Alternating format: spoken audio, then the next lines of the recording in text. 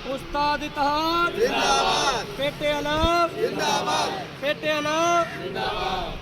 वजीर तालीम हटायो, तालीम बचाओ, तालीम बचाओ। सरदार शाह हटायो, तालीम बचाओ। वजीर तालीम हटायो, तालीम बचाओ। वजीर तालीम हटायो, तालीम बचाओ। सरदार शाह हटायो, तालीम बचाओ। सरदार शाह हटायो, तालीम बचाओ। नारे उस्ताद, ये उस्ताद।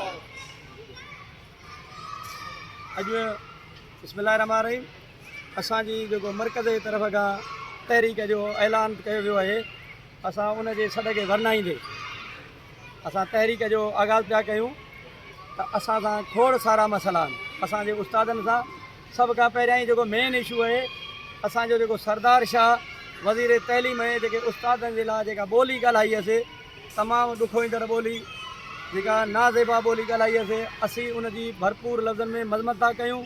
उन जे ख़िलाफ़ु जेसीं ताईं सरदार शाह खे नथो हटायो वञे, असांजी तहरीक जारी रहंदी। मरकज़ जे तरफ़ खां जेको शेड्यूल ॾिनो वियो आहे त 3 तारीख़ 2, 3, 4 पंहिंजे स्कूलनि में कारा झंडा चाढ़ियो ऐं कारियूं पटियूं ॿधी तदरीसी अमल जारी रखो। सो असांजी अॼु आगाज़ थी चुको आहे, बिस्मिल्लाह थी चुकी आहे।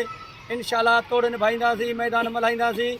इन खां पोइ 5 तारीख़ प्रेस क्लब ते सभु उस्ताद भाइर भेनरूं हिते सिंधी मेन स्कूल में स्कूल टाइम खां पोइ गॾु थींदा ऐं प्रेस क्लब ते मुज़ाहिरो कयो वेंदो। इन खां पोइ 10 तारीख़ ज़िले जे हेडक्वाटर में मुज़ाहिरो कयो वेंदो। पोइ जेको बि असांजे मरकज़ जो शेड्यूल हूंदो, असीं इंशाअल्लाह उनखे लबे चई अॻिते वधंदासीं। जीअं उस्ताद पेटे जिंदाबाद, उस्ताद इत्तेहाद जिंदाबाद, उस्ताद इत्तेहाद पेटे जिंदाबाद। ठगी जो था स्टेज जो अदाकार, तालीम बचायो, तालीम बचायो। ठगी जो था, ठगी जो था, करप्शन जो बादशाह, करप्शन जो बादशाह। प्राइमरी स्कूलन के सहूलत ॾियो, प्राइमरी स्कूलन खे तालीम बचायो, तालीम बचायो। करप्शन जो बादशाह, करप्शन जो बादशाह।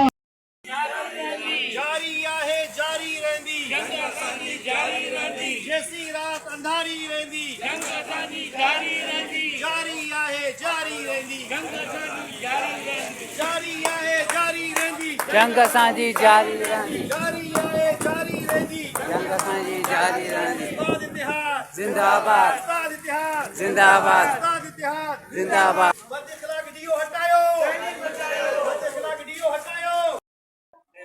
पाणी सुना ॾियणा ऐं सभु पहिरीं असांजे हिते काशी बिरादरीअ जो थोराइतो आहियां, जिन असांखे प्रेस क्लब घारे वारनि दोस्तनि क़ाइमु ॾिनो।